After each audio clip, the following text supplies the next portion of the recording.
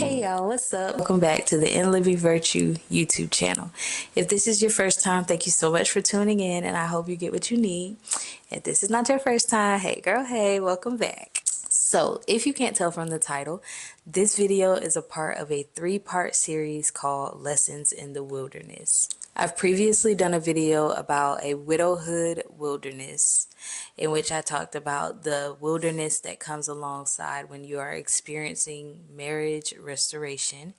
This video correlates with that video, in particular in regards to lessons that we can learn from the Israelites when they walked through the wilderness.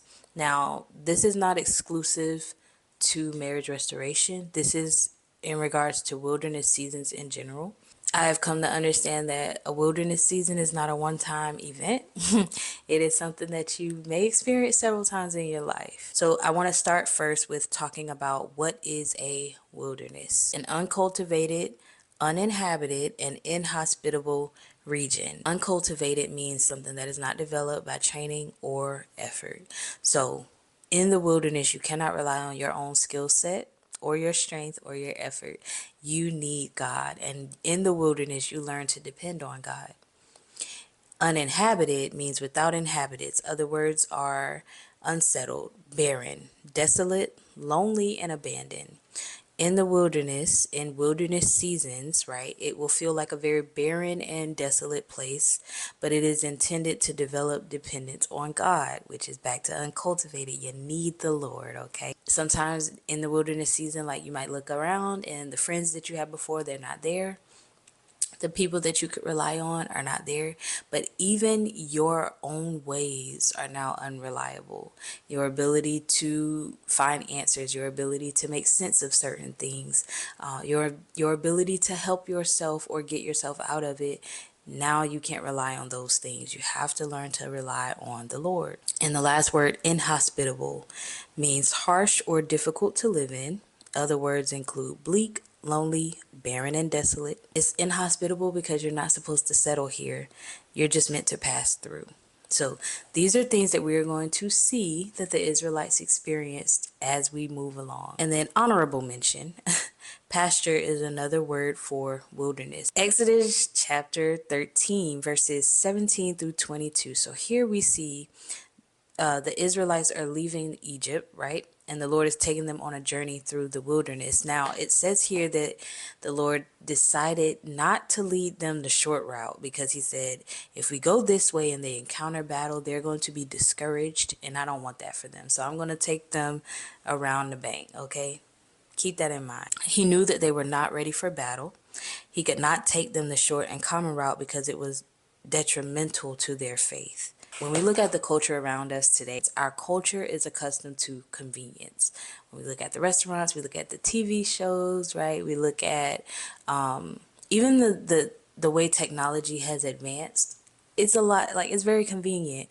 You don't have to get a dictionary or a thesaurus or read a whole bunch of books to know certain things. You can literally search Google and you can watch YouTube videos like you're doing right now. But God's process is often contrary to convenience, meaning while he could take you the route that's only going to take you 3 days, he knows that that's going to be detrimental to your faith. He knows that that is not going to produce growth and maturity that you need, actually. So he will take you the long way. So the wilderness season, right? It's already this place where I can't rely on myself. I can't rely on my friends. I feel lonely. I feel abandoned. It don't look like no harvest. This is an unfamiliar space. And God is saying, yes, and it's a journey and it's going to take you some time. So go ahead and prepare yourself that the wilderness season is going to take some time. Now that's for me. It might not be for you, but that's definitely for me. Another thing that we see here is that the Lord guided them. He guided them by a pillar of cloud by day and a pillar of fire by night. So what we can gather from this is that his presence was with them. He never left them. The wilderness feels like you feel abandoned, right? But God didn't leave them. They had constant assurance of his presence with them. They had continual proof that they could actually see the pillar of cloud by day and the fire by night. Even in your journey, you will have evidence of his presence with you. Although perhaps not to this extent of pillars, okay, you have evidence. I encourage you to pray for awareness. Lord, show me where you are with me. So, moving on to chapter 14, verses 1 through 4. He led them in a way that seemed confusing. So here it is, they are moving on, they are trudging forward, and he looks and he says, I'm gonna lead you in this direction. But to them it seemed confusing. But he changed their direction for a purpose beyond them. In the moment, the change in direction did not make sense, but it was a bigger part of the picture. It was a setup for one of the biggest miracles they ever experienced. Sometimes while we are navigating wilderness seasons, right? We may not actually be walking through a desert, but just a situation in our life that doesn't make sense to us. We've never been here before. Sometimes it looks like nobody else is going through what we're going through, right? And at any given moment, God can switch directions. He will ask something of you. He will ask you to posture yourself in a certain way. He will challenge your faith in him. You think that things are going to go this way, and then skirt, the God who sees, right? The God who's in control, seem like he don't have control over this situation, right? What do we do in those moments? Tony Evans said this: they seem to be caught between a rock and a hard place. Sometimes he, as in God, will place his people in a dilemma so that he can be glorified as he teaches us more about himself and accomplishes his purposes in our lives. Now, we know the outcome, but imagine that you are the Israelites and you are actually living this out. The children of Israel, they're like, yo, it's a sea in front of us. The enemy is behind us. We about to die, okay? In their fear and their ignorance, the Israelites wanted to return to Egypt because in their minds, we don't see no way out. The rock and the hard place are right here. Where are we going to go? We can't go over it. We can't go under it. And we daggone sure can't go around it. So we got to go through it. But how? How are we going to get through this? Much like us, when we look at our situations of today, wilderness seasons can look like anything. It can look like marital conflict, marital trouble. It can look like a diagnosis with your children or with yourself. It can look like financial situations. It can look like you're doing all of the things, you're making all of the efforts, but something is not working. The children of Israel, like, we've been obedient. We followed you out here. We left Egypt, and now we got a sea in front of us and the enemy behind us coming to kill us. What us gonna do, right? So they say, I want to go back. We should just go back to Egypt.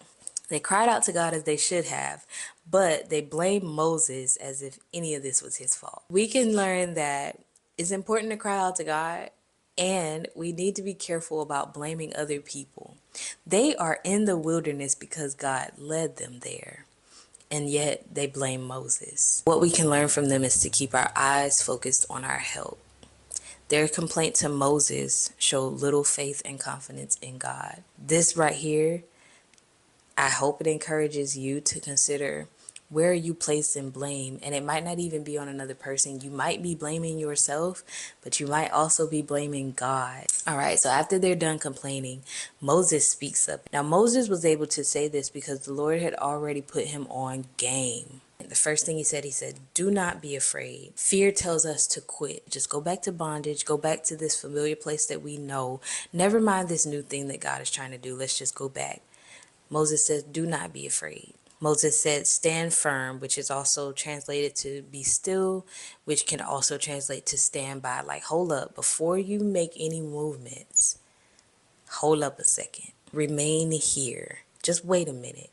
We don't like to wait, right? The third thing Moses says is see the salvation of the Lord.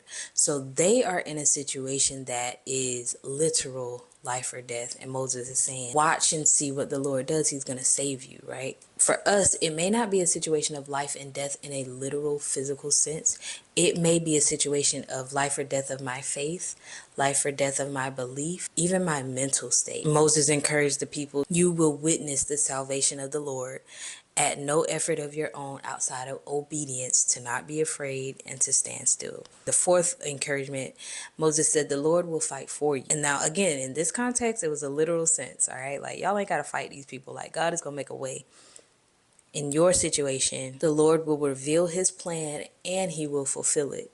How was Moses able to say this? Because the Lord had already told him what was going to happen. And then the fifth encouragement, again, be quiet. Again, be still. He said be still twice. Now, Moses told them, be quiet, all right? Because they was doing all of this. They were complaining, which lets us know that if he said this, then it lets us know that your complaining is going to hinder your ability to actually see the Lord. It might even hinder the Lord's fighting for you, okay? Take that and do with it what you will. And this is what ended up happening. You know, Moses gives them this instruction, like, don't be scared, y'all. Just trust the Lord, be quiet, have faith. He gonna do it, okay? And what happened after that? Let's see. Instruction came after their weakness was surrendered, because there's a time for everything. There's a time to pray, there's a time to lament, there's a time to cry out, but then there comes a time to act. In our wilderness seasons, when we're encountering obstacles, there will come a time where, take your problems to the Lord. Absolutely, pray the things, but also prepare yourself to receive the instruction, to heed the voice of God, and to be obedient to it. Why?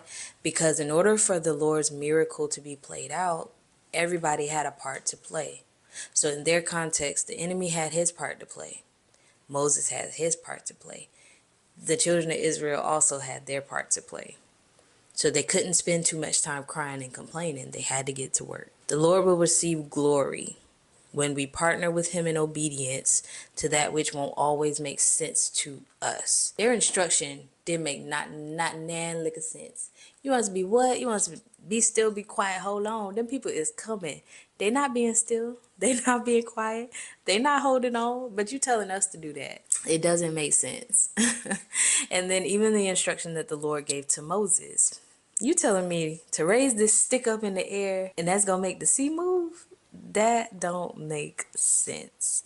In our wilderness seasons, it is a requirement of us to be obedient to the things that God asks us to do, even when they don't make sense. But us being obedient to the instruction illustrates our faith in God, which is the goal and pursuit. So we talked about, in a practical sense, when you're building faith and trust in God, you're having financial issues and God says, hey, pay your tithes. Okay, cool. Don't even trip about the other pressing situations that demand money, right? Okay, cool. In regards to marriage, the instruction that God gives you might be show compassion, be loving, abandon pride, abandon fear.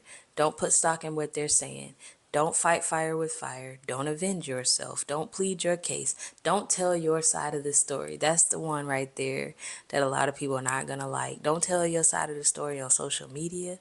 Don't tell your side of the story to your in-laws or to your little friends, okay?